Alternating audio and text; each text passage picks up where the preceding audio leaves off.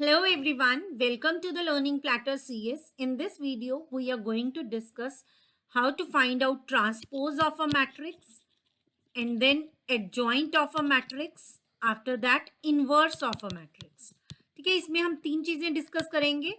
Transpose कैसे find out करना है किसी भी मैट्रिक्स का, एडजॉइंट और साथ के साथ इनवर्स कैसे कैलकुलेट करना है।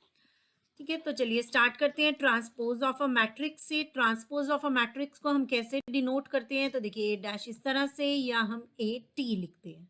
ठीक है, तो अगर ओरिजिनल मैट्रिक्स का ऑर्डर होता है एम बाय एन, ठीक है, कोई भी एक मैट्रिक्स है ए जिसका हम ट्रांसपोज कैलकुलेट कर रहे हैं, ठीक है, तो जो रिजल्टिंग मैट्रिक्स होगा, जो ए टी होगा, देखिए वो किस ऑर्डर में हो जाएगा, एन बाय एम ऑर्डर हो जाएगा। ठीक है, तो ओरिजिनल मैट्रिक्स का अगर m बाय n है तो ट्रांसपोज जो मैट्रिक्स हो गई है उसका क्या हो जाएगा, n बाय m हो जाएगा। अब हम फाइंड आउट कैसे करेंगे, इंटरचेंज कर देंगे हम रोज और कॉलम्स को। तो जो फर्स्ट रो है वो क्या बन जाएगा, फर्स्ट कॉलम बन जाएगा, और जो सेकंड रो है वो क्या बन जाएगा, सेकंड कॉलम बन जाएगा।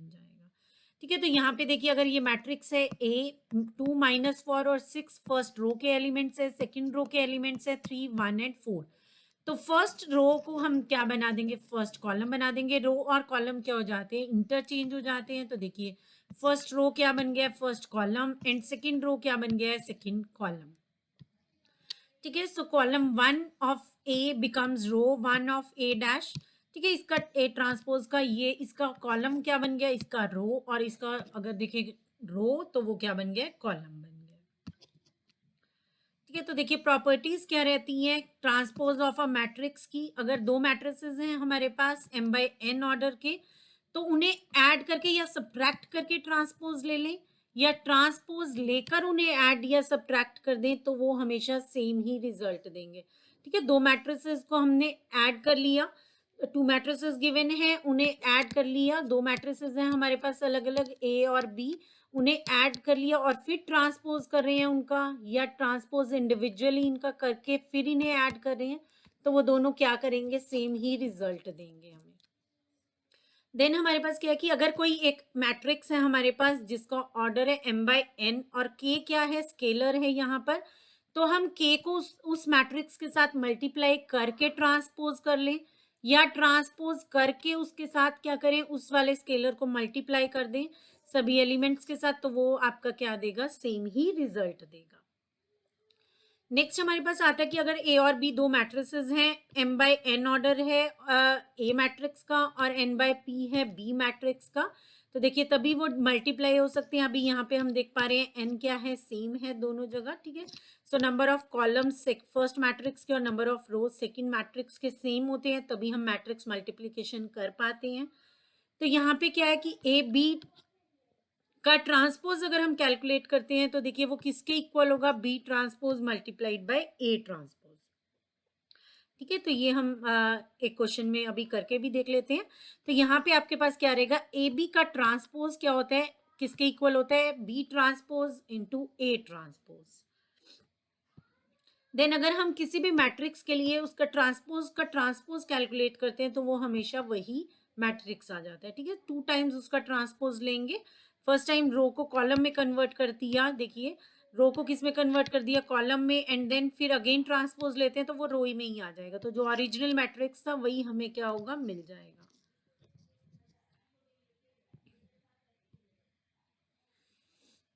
तो देखिए ये जो हमारा प्रोडक्ट वाला है प्रॉपर्टी, वो एक बार डिस्कस कर लेते हैं। देखिए यहाँ पे ए मैट्रिक्स दिया हुआ है और बी मैट्रिक्स दिया हुआ है, तो अगर हम ए बी कैलकुलेट करते हैं तो देखिए ए बी सबसे पहले कैलकुलेट कर लेते हैं। तो ए मल्टीप्लाइड बाय बी कर दिया हमने, तो यहाँ पे हमारे पास क्या आया, 2, एंड देन आपके पास क्या आया, -1। तो क्या आ गया, 1, and then 2 multiplied by -2 that is -4, and then +1 क्या आ गया, -3 3, and then -4 -1 6 -6 and +4 that is -2। ठीक है, तो ये हमारे पास क्या आ गए, आ गया ए बी। अब हमने इसका ट्रांसपोज किया तो देखिए जो रो में था वो कहाँ आ गया, कॉलम में आ गया, तो ये कैलकुलेट हो गया 1 -3 -1 -2। अब हम क्या करें, ए ट्रांसपोज कैलकुलेट कर रहे हैं पहले, फिर बी ट्रांसपोज दे ले रहे हैं, और B transpose into A transpose करेंगे तो वही सेम रिजल्ट आ गया हमारा जो ए बी ट्रांसपोज का आया हुआ था, तो यहाँ पे आपका ये क्या हो गया, सेम हो गया।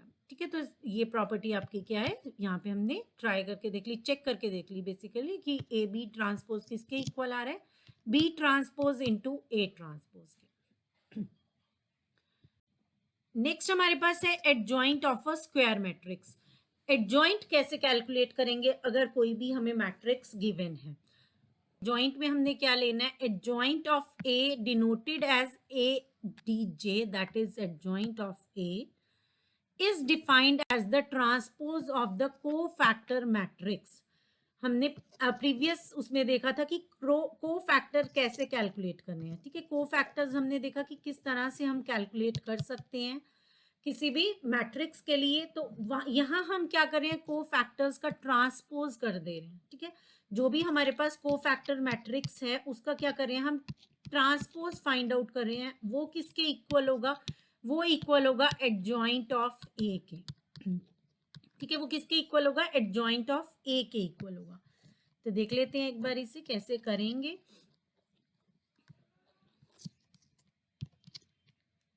देखिए यहाँ पे हमारे पास क्या, एक मैट्रिक्स दिया हुआ है जिसमें हमारे पास 3x3 का मैट्रिक्स है, जिसमें हमें क्या दिए हुए हैं, ये एलिमेंट्स दिए हुए हैं। ठीक है, अब इसका एडजॉइंट क्या होगा, देखिए इसका एडजॉइंट क्या होगा, adjoint of A is equal to C11 and then C21। ठीक है, यहाँ पे हम C12 C13 यहाँ लिख रहे हैं। अगर हम को फैक्टर मैट्रिक्स देखते हैं तो देखिए वो क्या होगा, C11 C12 C13 then C21 C22 C23 and then हमारे पास होगा C13 C32 and C31 32 and 33। अब हमने क्या किया, इसका ट्रांसपोज ले लिया। अगर इसका ट्रांसपोज लेंगे तो देखिए ये वाला मैट्रिक्स आ जाएगा हमारे पास। ठीक है, तो C11 21 और 31 हमारा ये जो फर्स्ट कॉलम था वो क्या बन गया, first row, then second column second row बन गया and third column third row बन गया। तो देखिए जब हमारा इस तरह से आ गया तो ये क्या बन गया है, देखिए यहाँ पे इससे हम किसके इक्वल रख रहे हैं, एडजॉइंट ऑफ ए के। ठीक है, तो सबसे पहले कोई भी मैट्रिक्स गिवन है तो आपको क्या कैलकुलेट करना है, सभी कोफैक्टर्स कैलकुलेट करने हैं, देन उसका ट्रांसपोज ले लेंगे तो वो आपके पास किसके इक्वल आ जाएगा, एडजॉइंट ऑफ ए के इक्वल आ जाएगा। ठीक है, तो देखिए यहाँ पे हम कैलकुलेट करके देखते हैं। यहाँ हमें इस एग्जाम्पल में क्या करना है, adjoint of matrix find out करना है। तो ए हमें मैट्रिक्स गिवन है ऑलरेडी, तो 0 1 2 1 2 3 3 1 1 इसके एलिमेंट्स हैं।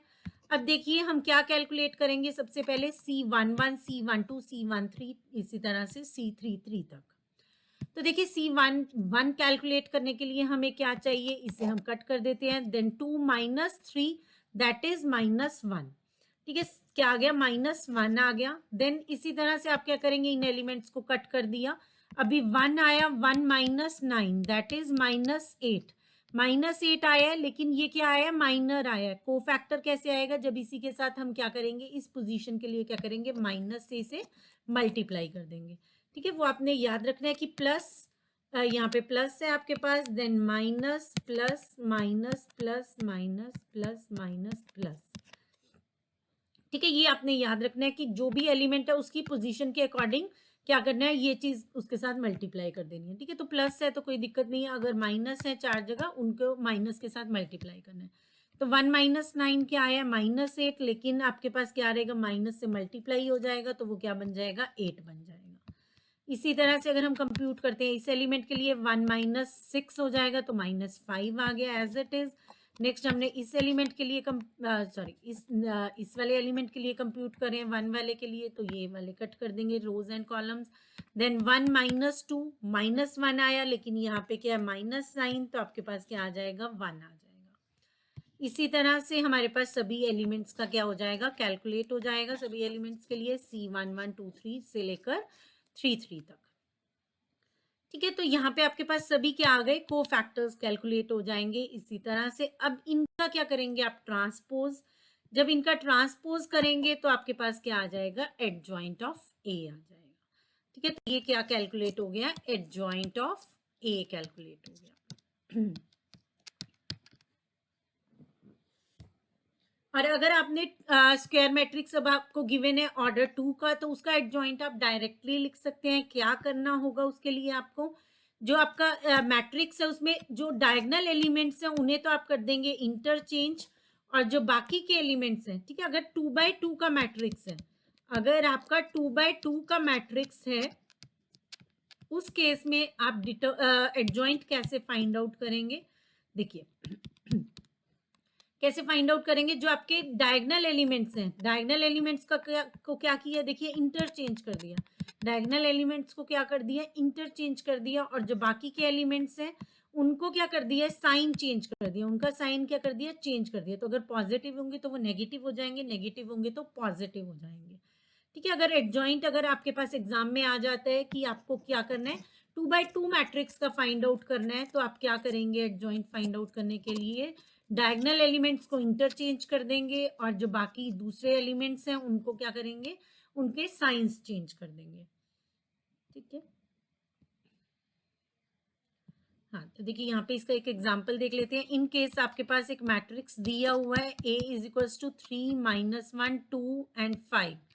अब आप क्या करेंगे, इसका एडजॉइंट ऑफ A, अगर हम इस मैट्रिक्स के लिए एडजॉइंट कैलकुलेट करना है तो वो क्या आ जाएगा, वो आ जाएगा आपका 5 हो जाएगा ये वाला एलिमेंट, ठीक है। ये इंटरचेंज हो जाएंगे एलिमेंट्स, और ये क्या बन जाएगा 3, और ये -1 की जगह क्या आ गया 1, एंड ये 2 की जगह क्या हो जाएगा -2, ठीक है। इनके साइंस क्या हो जाएंगे, इन वाले एलिमेंट्स के चेंज हो जाएंगे, और ये वाले एलिमेंट्स की ही पोजीशन चेंज हो जाएंगे, ठीक है। तो ये 2x2 मैट्रिक्स का क्या आ गया, एडजॉइंट आ गया।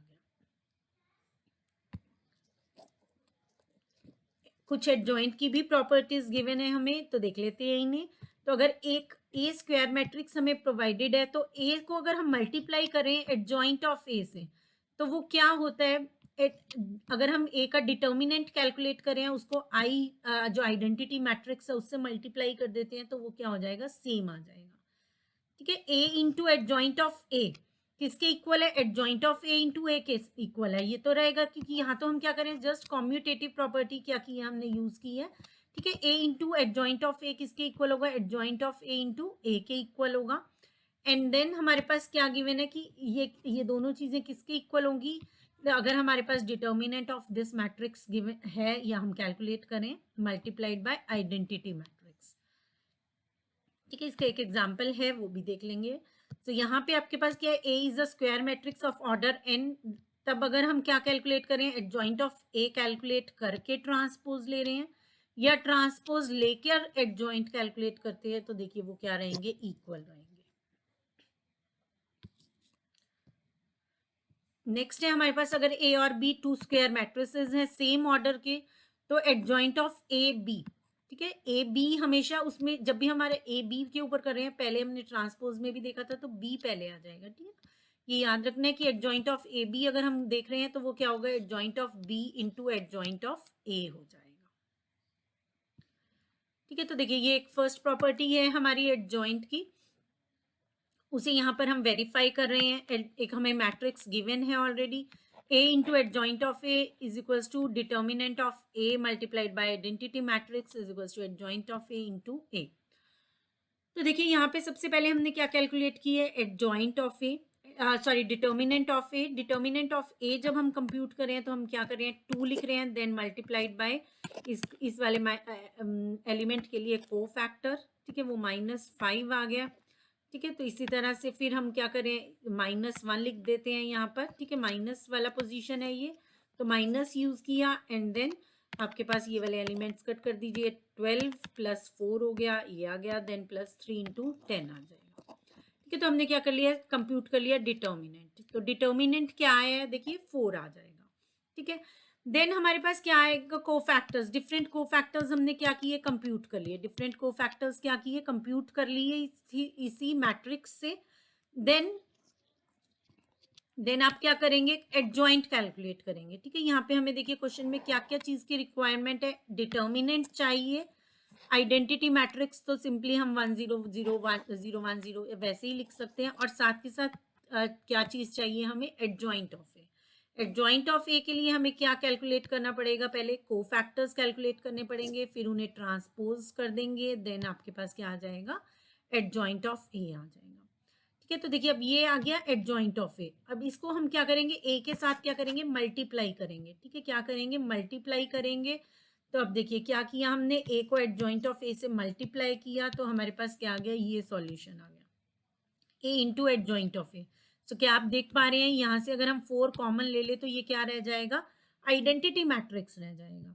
तो इस वही चीज हम यहाँ करें, 4 को क्या किया हमने, 4 कॉमन लिया और आइडेंटिटी मैट्रिक्स लिखा, और 4 क्या है अगर आप देख पा रहे हैं तो डिटर्मिनेंट है इसका, ठीक है, इसी मैट्रिक्स का क्या है, डिटर्मिनेंट है 4, ठीक है। तो ये वही चीज आ गई जो हमें क्वेश्चन में प्रूव करना था। सो ये हमने a into adjoint of a calculate किया which is equals to determinant of a multiplied by identity matrix,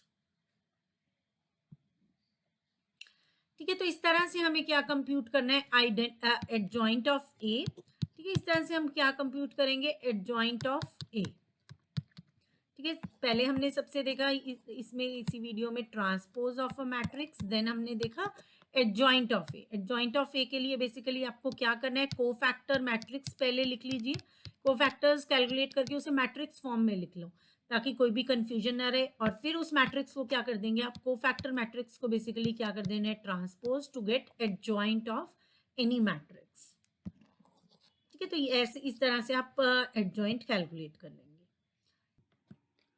चलिए नेक्स्ट डिस्कस कर लेते हैं inverse of a square matrix.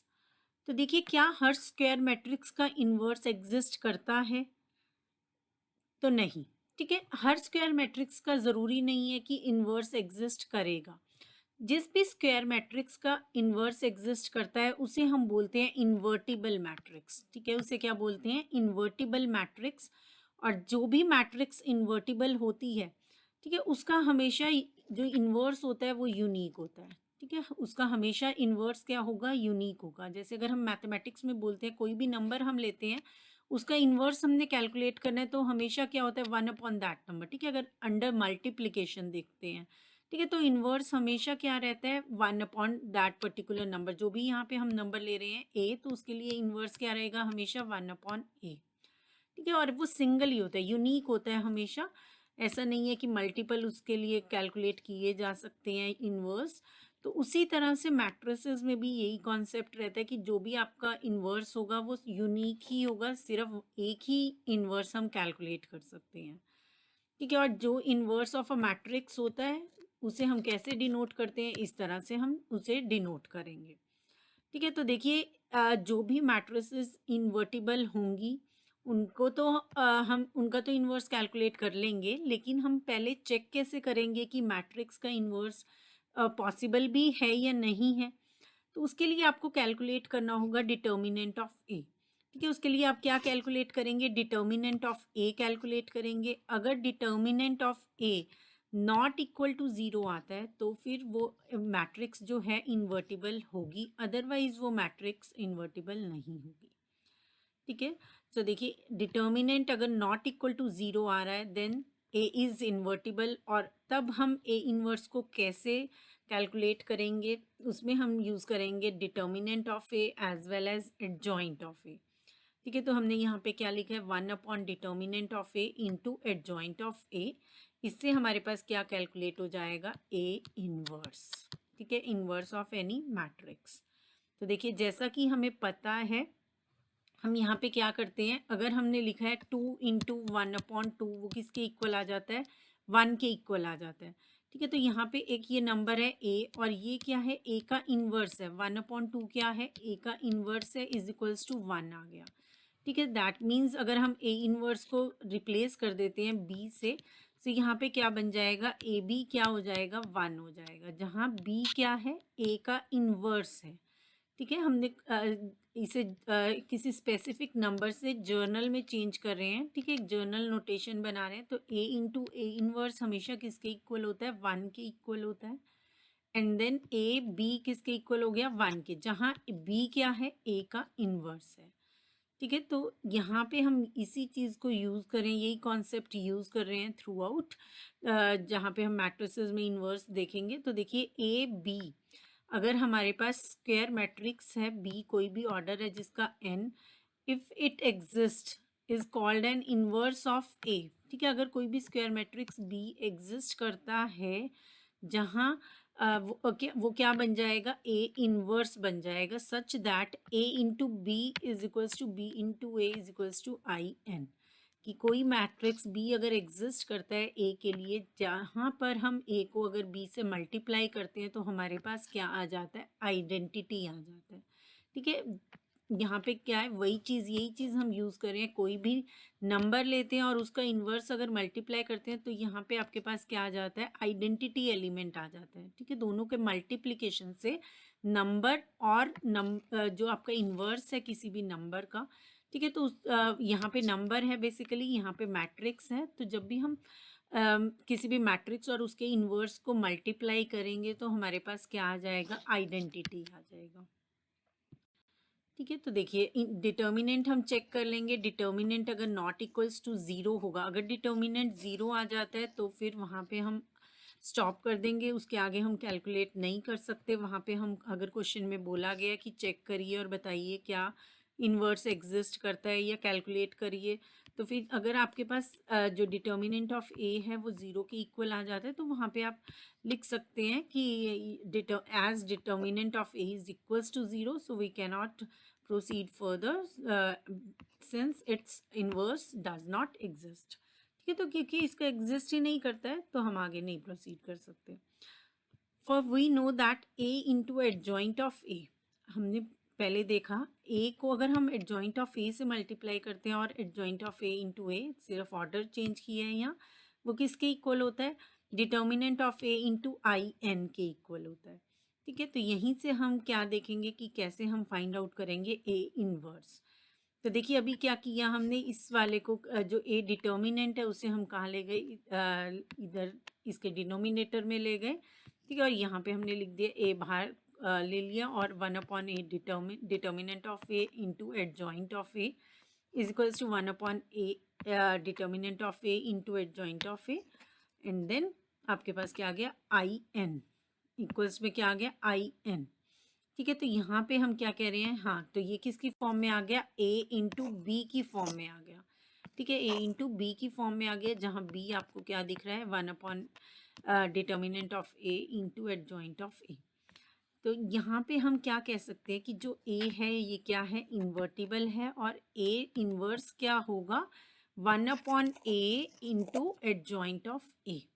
ठीक है, यहाँ पे आपका बी क्या है, बी क्या है देखिए, बी है आपका यहाँ पे ये चीज़। ठीक है, बी क्या है, ये वाला चीज़, ए को अलग कर दो और ये क्या है, बी। ठीक है, जहाँ पे हम क्या कह रहे हैं, ए बी किसके इक्वल है, बी ए के इक्वल है, दो किसके इक्वल है, आई एन के इक्वल है। ठीक है, यहाँ पे हमने आई एन लिखा हुआ है, ये ए है और ये देखिए ये क्या है, बी है, और यहाँ पर भी ये बी है।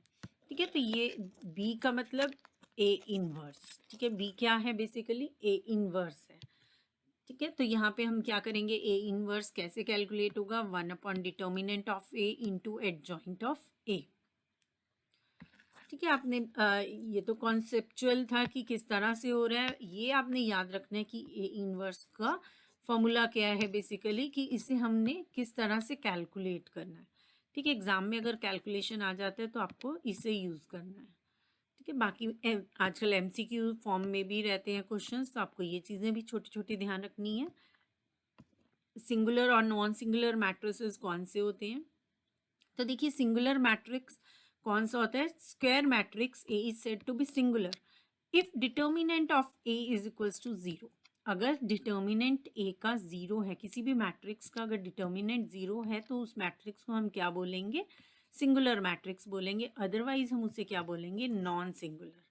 ठीक है, अगर तो ज़ीरो है determinant then it is singular matrix, और अगर determinant not equal to zero है then that matrix is non singular matrix.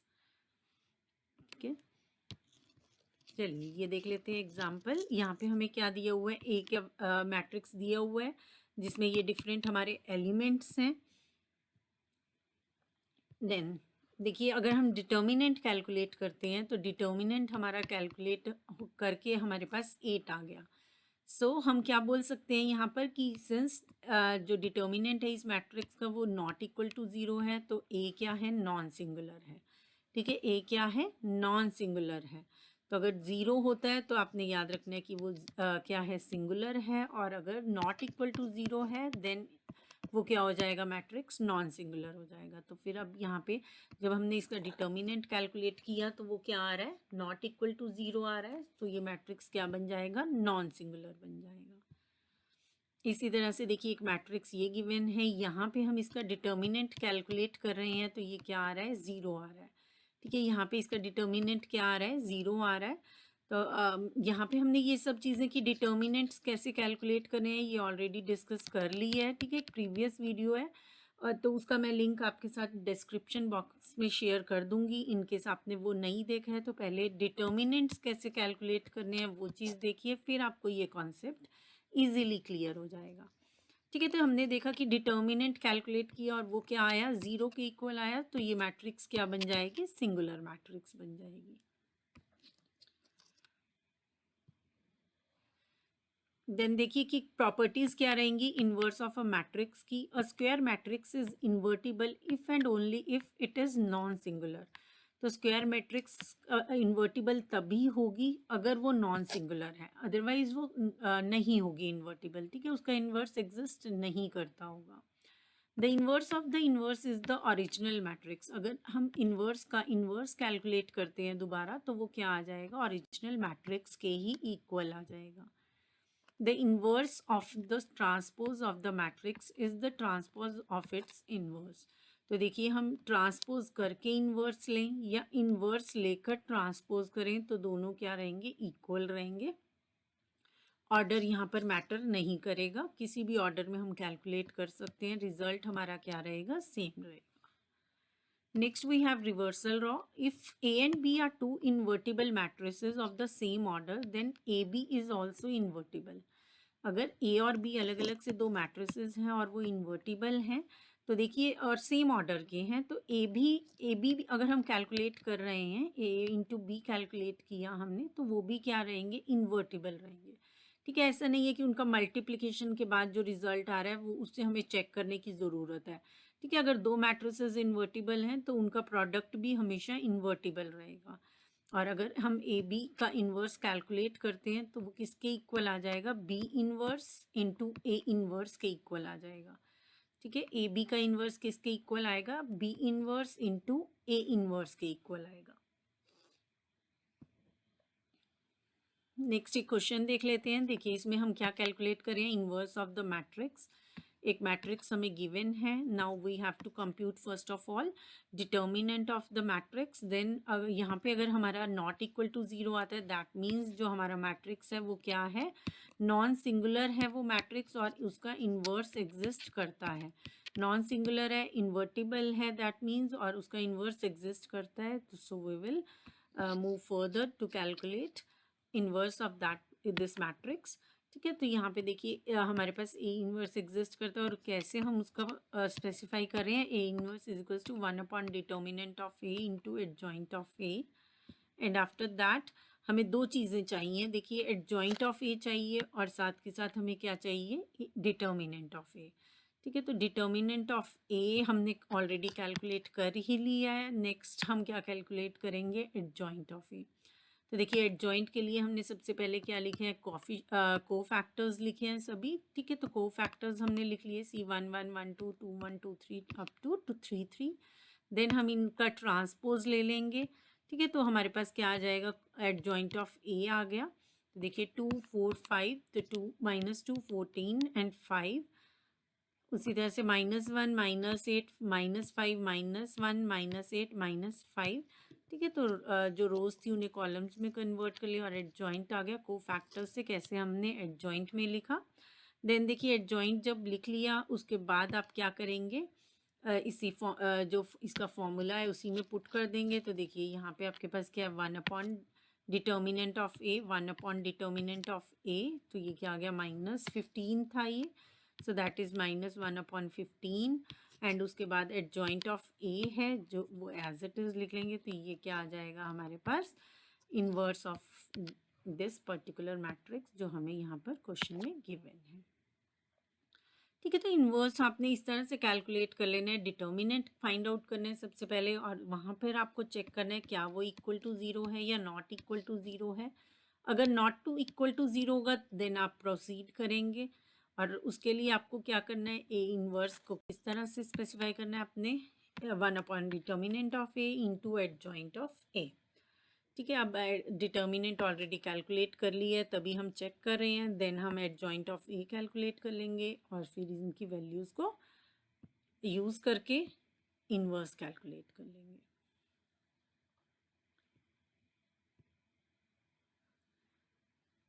Next हमारे पास क्वेश्चन है, शो दैट मैट्रिक्स ए, एक मैट्रिक्स दिया हुआ है, satisfy the equation A cube minus 6a² plus 9a minus 4i is equals to 0 and hence deduce A inverse.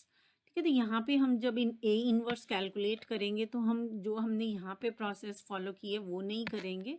हमें ए determinant and joint calculate करने की ज़रूरत नहीं है। यहाँ पे हम क्या करेंगे, सीधा ही क्या करेंगे, इस इक्वेशन से ही इसे डिड्यूस करेंगे। ठीक है, तो चलिए देखते हैं। ये हमारे को मैट्रिक्स ऑलरेडी प्रोवाइडेड है। ठीक है, तो यहाँ पे हमें सबसे पहले कंप्यूट करना है ए क्यूब और ए स्क्वायर। तो सबसे पहले ए स्क्वायर कंप्यूट किया, ए इंटू ए मैट्रिक्स मल्टीप्लिकेशन करेंगे और ए स्क्वायर आ गया।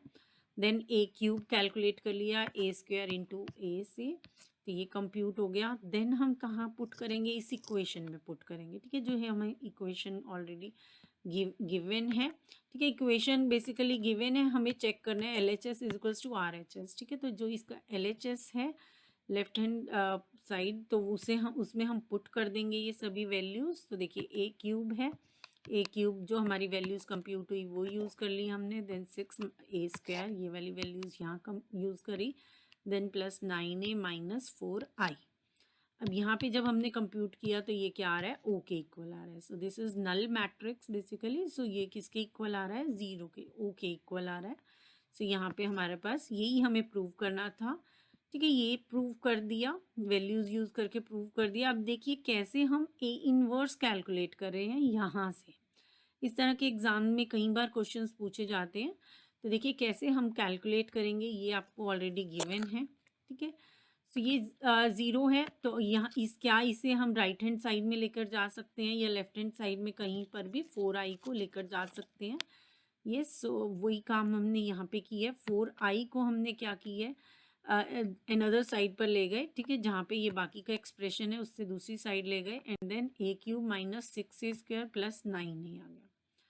ठीक है, अब यहाँ से हमें क्या कंप्यूट करना है, ए इनवर्स कंप्यूट करना है। ठीक है, तो हम क्या करेंगे, देखिए अगर हम यहाँ पर क्या करें, दोनों तरफ ए इनवर्स से मल्टीप्लाई कर देते हैं। ठीक है, दोनों तरफ हमने क्या किया, ए इनवर्स से क्या किया, मल्टीप्लाई कर दिया, तो हमारे पास क्या आ जाएगा, अभी ये तो 4i इंटू ए इनवर्स है तो 4a इनवर्स ही आ जाएगा। और 4a क्यूब का क्या बन जाएगा, देखिए ए क्यूब को अगर हमने मल्टीप्लाई किया ए इनवर्स के साथ, A inverse is basically 1/a, तो यहाँ पे आपकी एक पावर रिड्यूस हो जाएगी। तो ये क्या बन जाएगा, ए स्क्वायर बन जाएगा।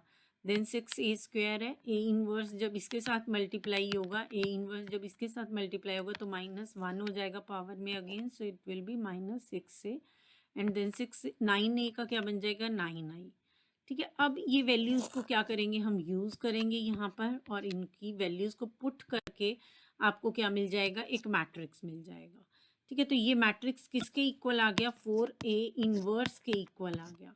ठीक है, अब 4a इनवर्स के इक्वल हमें एक मैट्रिक्स मिल गया। ए इनवर्स कैलकुलेट करें तो हम 1/4 और क्या कर देंगे, जो ये ऑलरेडी मैट्रिक्स आया हुआ था उसे यूज़ कर लेंगे। ठीक है, और यहाँ से आपके पास क्या कंप्यूट हो गया, ए इनवर्स कंप्यूट हो गया। ठीक है, यहाँ पे हमने डिटर्मिनेंट और एडजॉइंट कैलकुलेट करके इसे नहीं फाइंड आउट की है। ठीक है, इसे हमने कैसे फाइंड आउट की है, यहाँ पे हमने इसी इक्वेशन को यूज़ की है। ठीक है, आगे फर्दर उसे ए इनवर्स को कैलकुलेट करने के लिए। ये देखिए एक नेक्स्ट एग्जांपल है जहाँ पे हमें क्या करना है, एक मैट्रिक्स एक्स को फाइंड आउट करना है। ठीक है, यहाँ पे एक मैट्रिक्स ये दिया हुआ है, एक मैट्रिक्स ये दिया हुआ है और यहाँ पे हमें इस एक्स को फाइंड आउट करना है। ठीक है, तो ये एक मैट्रिक्स है, सपोज इसको हमने नाम दे दिया ए और एक ये मैट्रिक्स है जिसे हमने नेम दे दिया बी। तब ये क्या इक्वेशन बन गई, देखिए A X is equals to B, क्या बन गया, A X is equals to B की फॉर्म में आ गया। ठीक है, अब हम क्या कैलकुलेट कर लेंगे, ए डिटर्मिनेंट ऑफ ए कैलकुलेट कर लेंगे और वो 11 आ रहा है, दैट मीन्स वो नॉट इक्वल टू 0 आ रहा है। अब जब वो नॉट इक्वल टू ज़ीरो आ रहा है तो वो क्या हो जाएगा, नॉन सिंगुलर हो जाएगा। क्या हो जाएगा, वो नॉन सिंगुलर हो जाएगा। That means A inverse exist करता है।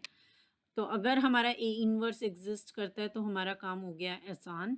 अब देखिए A X is equals to B है, तो दोनों तरफ अगर हम ए इनवर्स से मल्टीप्लाई कर दें तो आपके पास क्या आ जाएगा, X is equals to A inverse B.